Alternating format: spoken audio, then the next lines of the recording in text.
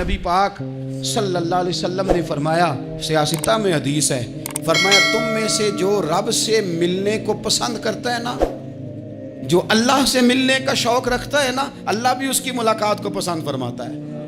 انسان کو اپنی زندگی حقیقت کے آئینے میں گزارنے کی کوشش کرنی چاہیے۔ بہت ساری خوش فہمیوں سے، بہت ساری غلط فہمیوں سے اور بہت سارے دعووں سے اپنے آپ کو بچا کے رکھنا چاہیے۔ اللہ تعالیٰ کی رحمت پر امید رکھنا، نبی پاک صلی اللہ تعالیٰ علیہ وسلم کی شفاعت کی امید رکھنا، نیک اور صالحین کی نسبت کی امید رکھنا، یہ برا نہیں، یہ بڑا ہی بہترین ہے، یہ بڑا ہی خوبصورت عمل ہے، اس کی بہت ساری برکات ہیں۔ لیکن کسی غلط فہمی کا شکار ہو جانا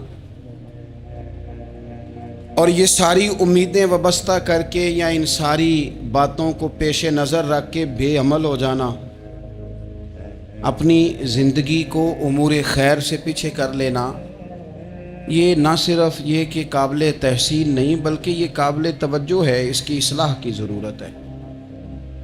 قرآن مجید سورہ بقرہ سے جو آیہ کریمہ میں نے تلاوت کی ہے، اس میں اللہ تبارک و تعالیٰ نے اسی بات کا ذکر اہل یہود کے لیے فرمایا ہے۔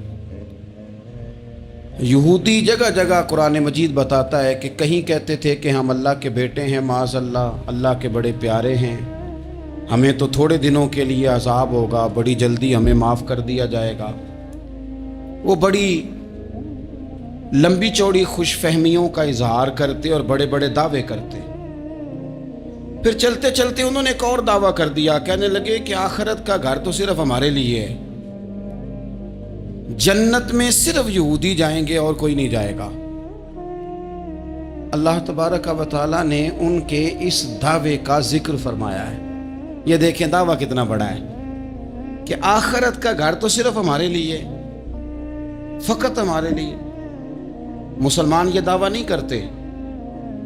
نبی پاک صلی اللہ تعالیٰ علیہ وسلم نے جب اس بات کا اظہار کیا ہے تو اس طرح کیا ہے، فرمایا جنتیوں کی 120 صفیں ہوں گی اور 80 میری امت کی ہوں گی۔ لیکن یہ بھی فرمایا کہ باقی لوگ بھی تو ہوں گے نا، ان کی 40 صفیں ہیں لیکن جنت میں دوسرے پچھلے لوگ بھی موجود ہوں گے۔ یہ دعویٰ نہیں کیا کہ صرف مسلمان جائیں گے، ان سے پہلے جو نبی اور ان کی ایماندار اور نیک امتیں گزری ہیں ان میں سے کوئی جنت میں ہی نہیں جائے گا، یہ نہیں فرمایا۔ لیکن یہ اس طرح کے دعوے بعض لوگ کرتے ہیں اور سنائی دیتے ہیں۔ تو یہودی بھی یہ کہا کرتے تھے کہ جنت تو خالص ہمارے لیے اور کوئی نہیں جائے گا اس میں۔ تو اللہ کریم نے فرمایا کل ان کانت لکم الدار الاخرۃ عند اللہ خالصۃ من دون الناس، اے محبوب علیہ السلام آپ ان سے فرما دیں اہل یہود سے کہ اگر آخرت کا گھر اللہ کے نزدیک باقی سب لوگوں کو چھوڑ کے خالص تمہارے لیے ہی ہے، سب کو چھوڑ کے صرف تمہارے لیے ہے آخرت کا گھر، تو فتمنوا الموت، تو پھر جنت میں تو مر کے جانا ہے نا، لہذا موت کی تمنا تو کرو۔ پھر کہو نا یا اللہ ہمیں موت دے تاکہ وہ جو تو نے ہمارے لیے اتنی بڑی چیز بنائی ہے ہم اس سے استفادہ کر سکیں۔ پھر تم موت کی تمنا کرو ان کنتم صادقین، اگر تم سچے ہو۔ لیکن رب فرماتا ہے وَلَن يَتَمَنَّوْهُ أَبَدًا بِمَا قَدَّمَتْ أَيْدِيهِمْ، یہ کبھی بھی موت کی تمنا نہیں کریں گے، انہیں پتہ ہے جو انہوں نے کمائی کر کے آگے بھیجی ہے۔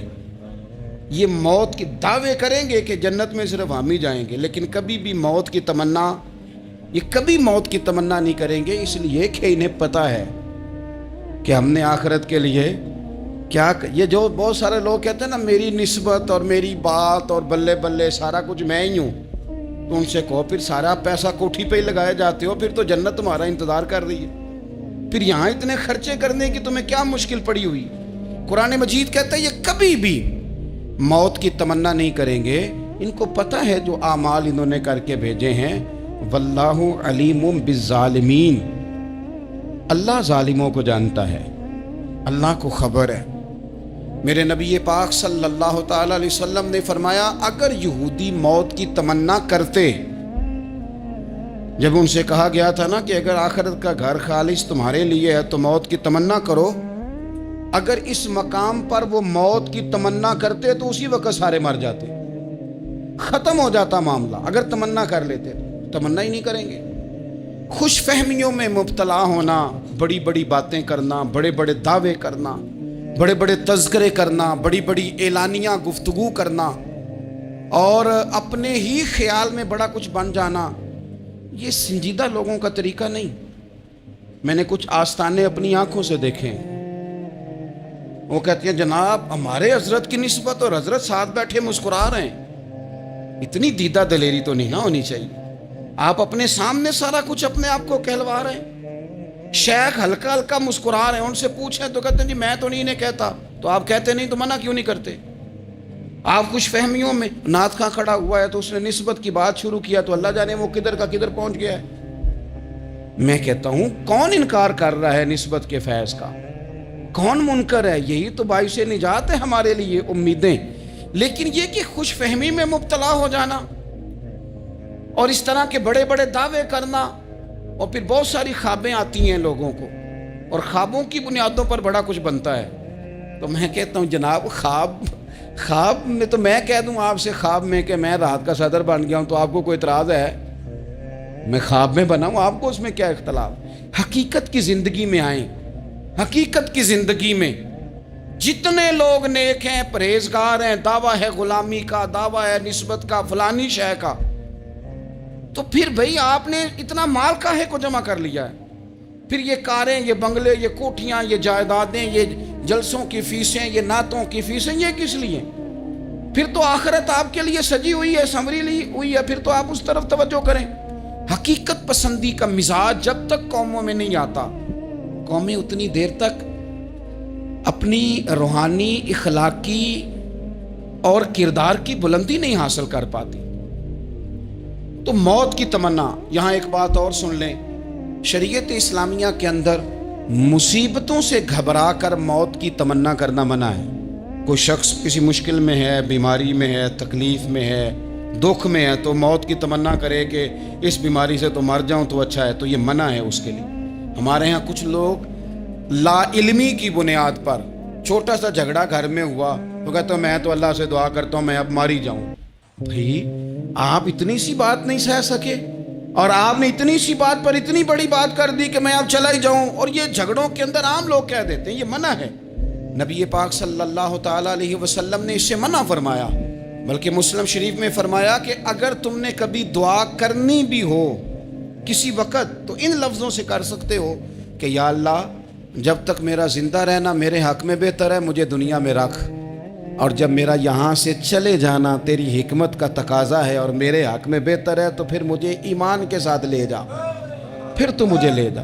تمنا موت کی کرنا اور مصیبتوں سے گھبرا کر کرنا، اور بھئی مشکلات میں جینا تو حسن ہے۔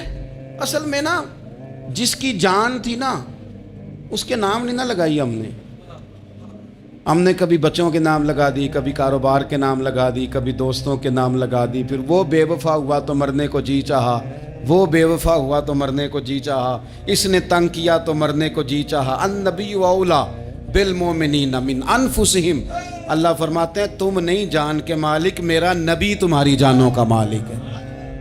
جان پاوے نہ جان میرے محبوبہ، میں تے لگیاں توڑ نبھیساں، رات تیرے وچ رول کے مرساں، تے قدم نہ پیچھا ہٹیساں، شہر تیرے دے ٹکڑے منگساں، تے تیرے کتیاں دے قدم چمیساں، آزم اے جان امانت تیری، تو جدوں منگ سیں میں پیش کرے ساں۔ یہ تو کسی اور کی ہے، ہماری ہے نہیں۔ تو بہت سارے لوگ گھبرا کر ہو بڑی تکلیف آ گئی، بھئی آپ جلدی نہ کریں، بالکل جلدی نہ کریں، آپ حوصلہ پیدا کریں، اور جیا تو جاتا ہی مشکل میں ہے۔ اقبال نے کہا تھا کارِ جہاں دراز ہے اب میرا انتظار کر، یہ زندگی لمبی ہے، یہ مشکلات سے ہو کر کے گزرتی ہے، اس میں مد و جزر رہتا ہے۔ تو شریعت اسلامیہ میں منع ہے موت کی تمنا کرنا، موت کی خواہش کرنا، بلکہ نبی پاک صلی اللہ تعالیٰ علیہ وسلم نے تو یہاں تک ارشاد فرمایا کہ تم موت کی تمنا نہ کرو، اس لیے کہ اگر تم برے ہو اور زندہ ہو سکتا ہے زندگی میں اللہ تمہیں توبہ کی توفیق دے دے. اور اگر تم اچھے ہو تو پھر بھی موت کی تمنا نہ کرو، اس لیے کہ اچھے ہو تو تمہاری اچھائی میں روز برکت ہی ہو رہی ہے، لوگوں کو فائدہ ہی ہو رہا ہے، خیر ہی بٹ رہی ہے. تمنا موت کی کرنا، اور ویسے بھی نہ ہم اپنی مرضی سے یہاں آئے ہیں اور نہ مرضی سے جانے کی کوشش کرنی چاہیے. معاذ اللہ، نہ اپنی مرضی آئے ہیں نہ اپنی مرضی سے کو مرنے کی کوشش کرے گا تو خودکشی حرام ہے، اور رب رسول کی مرضی سے مرے گا تو وہ شہادت ہے. وہ اس طرح کی شہادت ہے کہ جس میں کہا مردہ کہنا ہی نہیں، یہ تو زندہ ہے اس لیے کہ میرے نام پہ مر گیا ہے. تو موت کی تمنا کرنا یا اس طرح کا رویہ منع ہے. البتہ یہ جو یہود کا کام تھا، ان کا جو لہجہ تھا، اللہ فرماتے ہیں یہ تو ہزار سال عمر مانگتی ہیں تو جانا ہی نہیں چاہتے.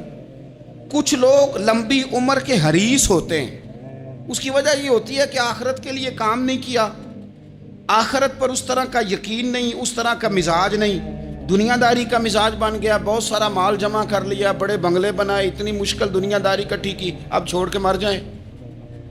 ان لوگوں کا مرنے کو دل ہی نہیں کرتا، کوئی ارادہ ہی نہیں ہے، بالکل نہیں دنیا چھوڑنا چاہتے، محنت سے کٹھی کی ہے، اتنے لاؤ لشکر بنائے ہیں، اب کیسے چھوڑ جائیں. کچھ لوگ ایسے ہیں جنہوں نے گٹھڑی باندھ کے رکھی ہوئی ہے، ان کو زیادہ ویٹ نہیں کرنا پڑتا، اس لیے کہ انہوں نے کوئی سامان بوکی نہیں کرایا، تو جو ہے ہینڈ کیری ہے، اس لیے لوگ انتظار کرتے رہیں گے اور جناب بلال ابشی جنت میں پہنچ بھی جائیں گے. ابھی میزان عمل لگا ہوگا لیکن حضرت ابو ذر غفاری جنت میں ٹہلتے ہوئے نظر آ رہے ہوں گے. لوگوں نے جمع نہیں نہ کیا، جتنا مال زیادہ اتنی چیکنگ بھی اس کی زیادہ، جتنے بیگ زیادہ ایئرپورٹ پہ اتنا انتظار بھی زیادہ. ہینڈ کیری والے کو کوئی مسئلہ اسی کسے دے کچھ بھی نہ لگ دے تے نہ کوئی ساڈا دردی، بھئی مال کاہے کا تو حساب کاہے کا. مولا علی شیر خدا کرم اللہ تعالی وجہہ الکریم سے کسی نے کہا ہم گنجائشیں تلاش کرتے ہیں نا، اور شریعت کی گنجائش اختیار کرنے میں حرج بھی کوئی نہیں ہوتا. شریعت گنجائش دیتی ہے، مال جائز ہو آپ کو تو آپ اس کو استعمال کریں، بڑا مکان بنائیں، بڑی جائیداد خریدیں، بڑی گاڑی میں سفر کریں، مہنگا موبائل خریدیں، اچھے کپڑے پہنیں، کوئی منع نہیں کرتا. لیکن جو حضور کا مزاج ہے، جو سرکار نے اپنے لیے پسند کیا، وہ یہ ہے کہ سویرے روٹی کھانی ہے، شام کو فاقہ کرنا ہے. تو حضرت مولا علی شیر خدا کرم اللہ تعالی وجہہ الکریم سے کسی نے کہا کہ چلو جائز پیسے اکٹھے کر لیں، جائز تو جمع کرنا منع نہیں. تو حضرت علی کی باتیں بڑی حکمتوں والی تھی نا، تو ایک جملے میں انہوں نے کئی جواب دے دیے. کہنے لگے میاں مال حرام ہو تو عذاب ہوتا ہے، حلال ہو تو حساب ہوتا ہے، لہٰذا ہم دونوں کام ہی نہیں کرتے، نہ ادھر جاتے ہیں نہ ادھر جاتے ہیں. جمع کرنے کی حاجت کیا ہے؟ دنیا اتنی سجا لینا، اتنی سوار لینا. بڑا ٹھنڈا اے سی چلتا ہے ہمارے کمروں میں، کھلی آنکھوں سے لوگ بستر سے اٹھ نہیں پاتے، آنکھیں کھل گئی ہیں، الارم بج گیا ہے، لیکن وہ بہت مزے کی پسند کی روٹی رات کھائی تھی، اپنی مرضی کا کھانا کھایا تھا، پیٹ بھر کے کھایا تھا، مرضی کے مشروبات پیے تھے، ٹھنڈے کمرے میں آرام ہے، کھل گئی ہے آنکھ، موٹے الارم نے آواز دیا اٹھو. لیکن یہ غفلت ہے نا، دنیا جمع کر لی ہے نا ساری. میں آپ کو صحیح بتاتا ہوں، اگر یہ ساری آسانیاں نہ ہوں، دقتیں ہوں، تو کچھ رات کو ہمیں تھوڑا پسینہ بھی آئے تو بار بار آنکھ کھلے. یہ مچھر کبھی نہ سونے دے تو بار بار آنکھ کھلے. یہ تن آرام پسند نہ ہوں تو کچھ اٹھیں، کچھ رات کو گرمیوں کی چھوٹی راتوں میں بھی تہجد پڑھی جا سکے. لیکن اقبال کہتے ہیں لہو مجھ کو رلاتی ہے جوانوں کی تن آسانی. یہ تن آسان ہو گئے، مزاج نہیں رہا ہمارا، ہمیں آرام چاہیے، سکون چاہیے. آپ یقین کریں کبھی کبھی میں حیران ہوتا ہوں، رونا آتا ہے اپنی اگلی نسل پر، رونا آتا ہے.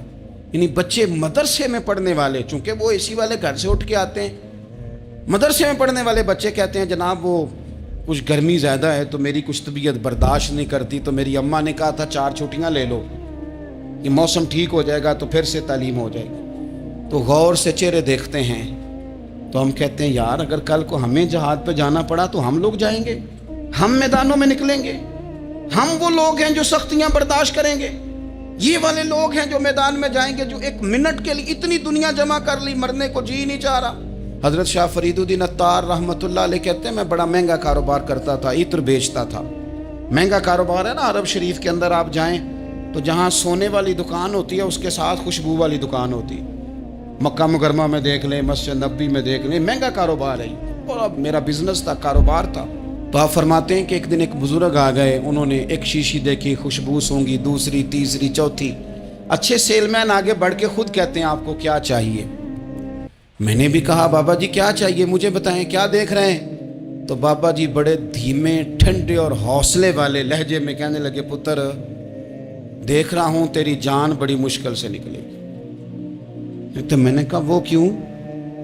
कहने लगे इतनी महंगा महंगा तूने माल जमा किया है, कभी मरने लगेगा तो ये याद आएगा, कभी वो याद आएगा, कभी सादा कर ले, इसको सादा कर ले, कभी उस सोसाइटी वाला प्लाट याद आएगा, कभी उधर वाला याद आएगा, कभी लाहौर वाला याद आएगा। कहाँ मरने को जी चाहता है। और फिर एक और धोखा है, मैं बच्चों के लिए कर रहा हूँ। बच्चों के नाम तो एक धेला भी नहीं, वो तो सारा आपके अपने नाम है। ऐसे ही बहाना बनाए हुए बच्चों। किस बच्चे के नाम? बच्चे ने तो 50 दफ़ा कहा है कि वो एक दुकान बेच दो, मैंने काम करना है। तो अब्बा कहता मरांगा तो तां बिकेगी। कहाँ बच्चों के लिए? कौन कहता है बच्चों के लिए? ये तो ख्वाहिशात हैं जिन पर हमारा अपना कब्जा है। हर कुंजी तो हमारी जेब में। कौन कह रहा है? वो तो कभी जाके मिलेगा उनको जब मौका आएगा। तो कहा ये इतना माल जमा किया है तुम, पुत्र तेरी जान तो मुश्किल से निकलेगी। तो कहते हैं मैं दुनियादार था, दुनियादार को नसीहत करें तो वो गुस्सा करता है, तंज करता है। कहते मुझे गुस्सा आया तो मैंने झट से कहा, लोग कहते नहीं तू अपनी कब्रे जाना है तो मैं अपनी, कहते मैंने झट से कहा, मैंने कहा बाबा मेरी जान तो मुश्किल से निकलेगी तो तेरी कैसे निकलेगी? तो कहते हैं बाबा जी कहने लगे पुत्र इधर आ ना जरा। तो मैं काउंटर के ऊपर से होके बाबा जी के पास आया। वो मेरी दुकान के फर्श पे लेटे, काबे को मुंह किया, कलमा पढ़ा और उनकी रूह परवाज कर गई। अरश फरश्ते बांगा मिलियां, मक्के पै गया शोर, बुल्ले शाह असी नहीं मरना, ये ते मर गया ही कोई होर, नाले वारस शाह वो कदों मर दे जिन्हां कीतियां नेक कमाइयां ने। कहा ये देख लो मर गए, बस इतनी काम था, तैयारी है। इमाम गजाली का आखिरी वक्त था ना, तो उन्होंने वुजू किया, गुस्ल किया, खुशबू लगाई, अपने हाथों से चादर बिछाई, फिर तकिया रखा, फिर लेटे, फिर हुजूर पे दुरूद पढ़ा और फिर कहने लगे रब अगर तेरी मर्जी है तो गजाली भी तेरा तैयार है। बस ये जुमले जुबान पे थे और रूह परवाज कर गई। मौत को समझे हैं गाफिल इख्तिताम में जिंदगी, ये है शाम में जिंदगी, फिर सुबह दवा में जिंदगी।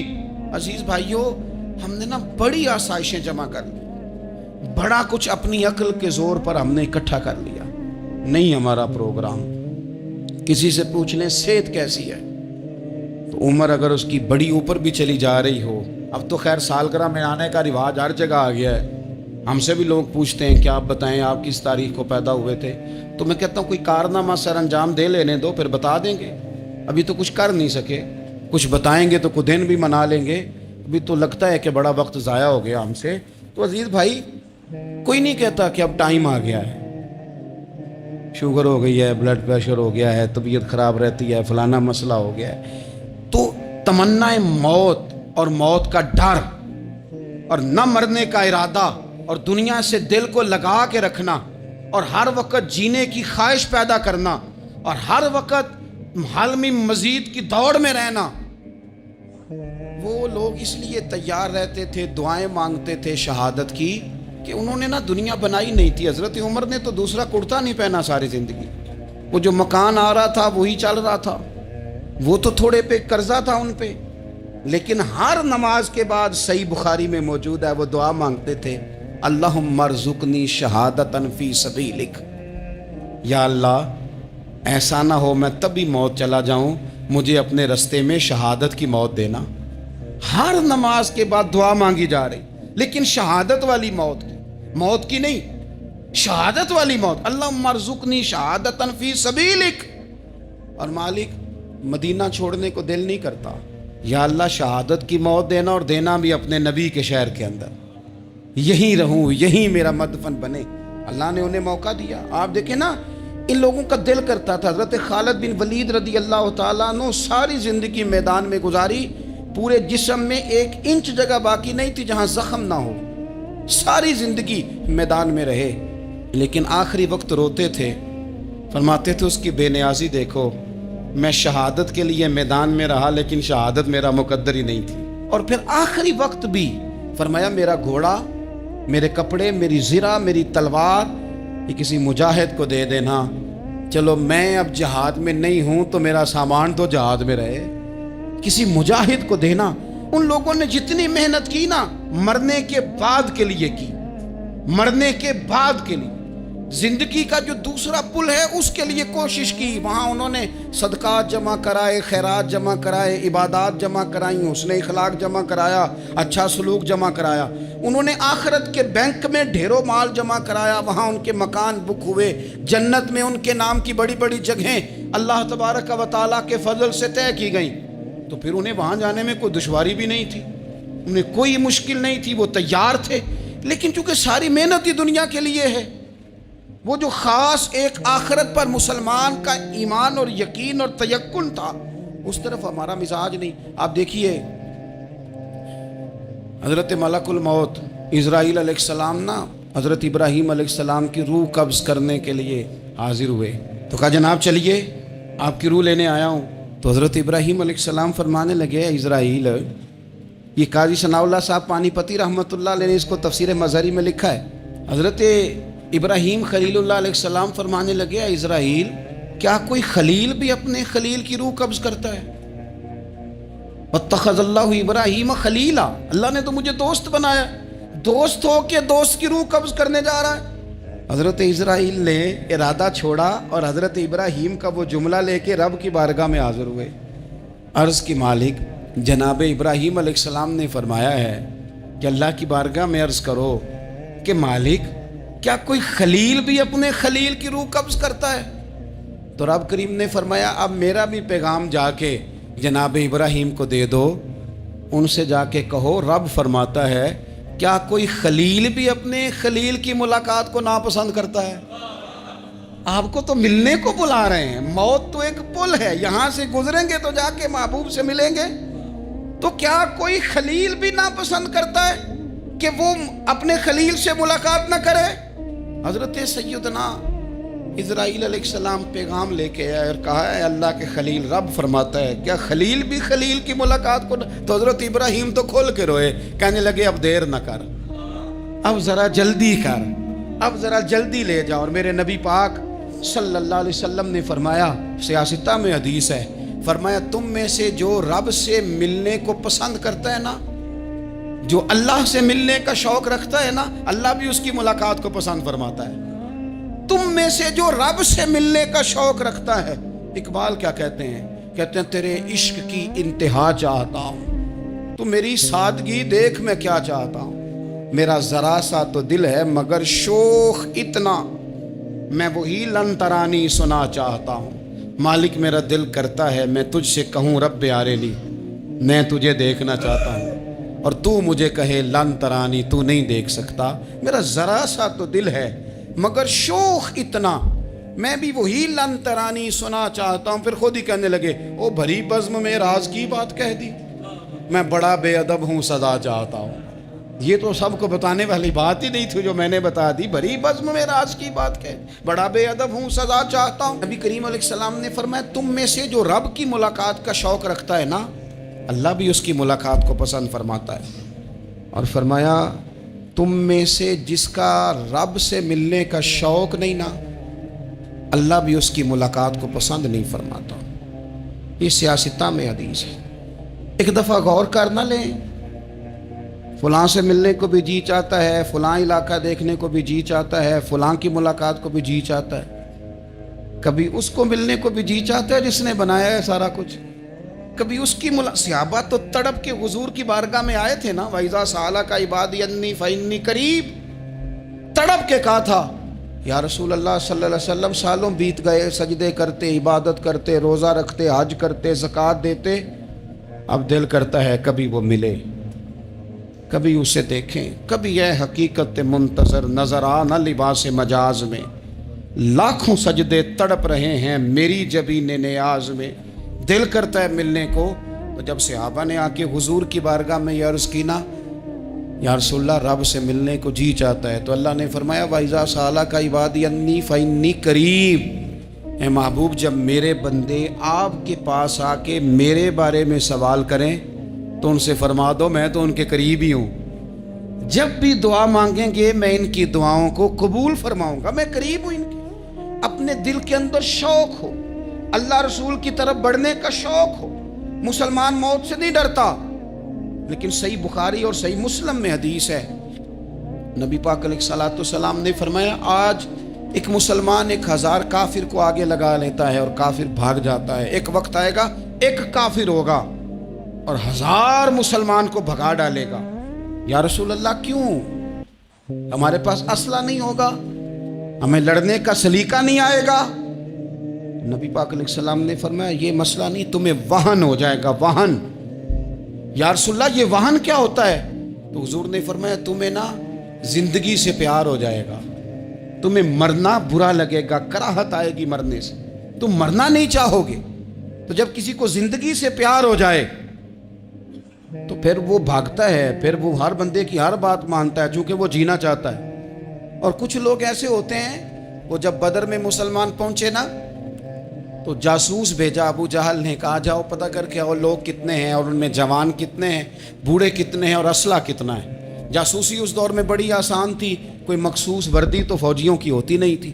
تو وہ شخص آ گیا، مسلمانوں کو دیکھ کر واپس گیا، تو جا کے اس نے بدر کے دن ابو جہل سے کہا کہ وہ 313 ہیں اور ان میں بچے بھی ہیں، بوڑھے بھی ہیں اور اسلحہ بھی زیادہ نہیں، اور گھوڑے اور اونٹ اور سواریاں بھی تھوڑی ہیں۔ تو ابو جہل بڑا ہنسا اور معاذ اللہ کہنے لگا کیا ان نے ہم سے لڑنا ہے؟ تھوڑے سے تو لوگ آئیں، اس طرح کرو صبح نا انہیں پشتوں پہ باندھ کے نا گھوڑوں کی تو مکے لے چلتے ہیں، وہاں جا کے دیکھیں گے ان کے ساتھ کیا کرنا ہے۔ تو وہ جاسوس کہنے لگا پوری بات تو سن لے۔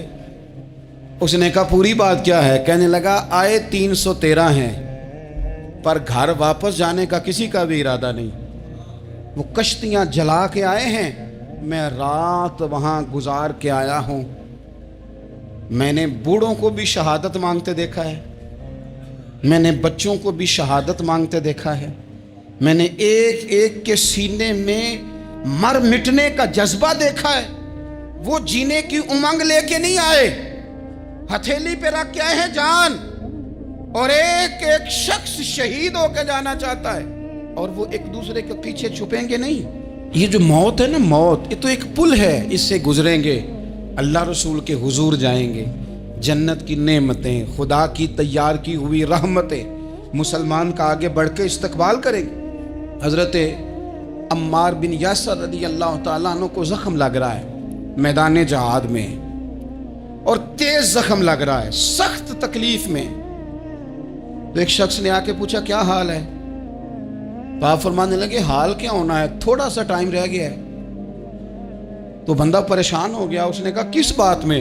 فرمانے لگے تھوڑا سا ٹائم رہ گیا ہے، بس میں نبی پاک سے ملنے والا ہوں اور حضور کے صحابہ سے ملنے والا ہوں۔ حضرت عمار بن یاسر رضی اللہ تعالیٰ عنہ کہنے لگے تھوڑا سا ٹائم رہ گیا، تھوڑا سا مرنا مرنا ہر کوئی آکھے تے میں بھی آکھاں مرنا، تے جس مرنے تھی خوشبو نہ آوے، او مرنا کی مرنا، تے جس مرنے وچ سونا راضی اس مرنے تو کی ڈرنا۔ ایک گل رکھنا یاد کہ میرا جس دن ہووے مرنا، سب کچھ کرنا، سب کچھ کر کے میرا منہ روزے ول کرنا، شاید میرا آقا آوے میں دیدار حضور دا کرنا۔ فرمایا کہ وہ تو بالکل قریب آ گیا ٹائم۔ حضرت سیدنا بلال حبشی رضی اللہ تعالیٰ عنہ آخری وقت ہے، لوگ بڑا اس کا منظر جب بیان کرتے ہیں تو خوفناک بیان کرتے ہیں، اس طرح کا لہجہ اختیار کرتے ہیں کہ بات سن کے بندہ کانپ جائے۔ سیدنا بلال حبشی رضی اللہ تعالیٰ عنہ بالکل آخری وقت ہے، جانے کا ٹائم۔ تو حضرت بلال کی اہلیہ قریب بیٹھی ہیں تو کہنے لگی بڑے غم کا موقع آ گیا، غموں کی رات شروع ہو گئی، حالات میرے لیے مشکل آ گئے۔ آپ نے فرمایا کیا ہوا؟ کہنے لگی آپ جا رہے ہیں؟ تو حضرت بلال کہنے لگے یہ غم کا موقع نہیں، یہ تو خوشی کا موقع ہے، میں جاؤں گا تو حضور سے ملوں گا نا، جاؤں گا تو نبی پاک سے ملاقات ہوگی، یہ تو میرا ملاقات کا وقت آیا۔ تو اپنی زندگی کے اندر انسان کچھ اپنی آخرت کے لیے کرے، کچھ زاد راہ جمع کرے، کچھ وہ تیاری کرے، کچھ اس کے پاس ایسے اعمال ہوں جس کی بنیاد پر اس کا رب رسول کی بارگاہ میں حاضری کو جی چاہے.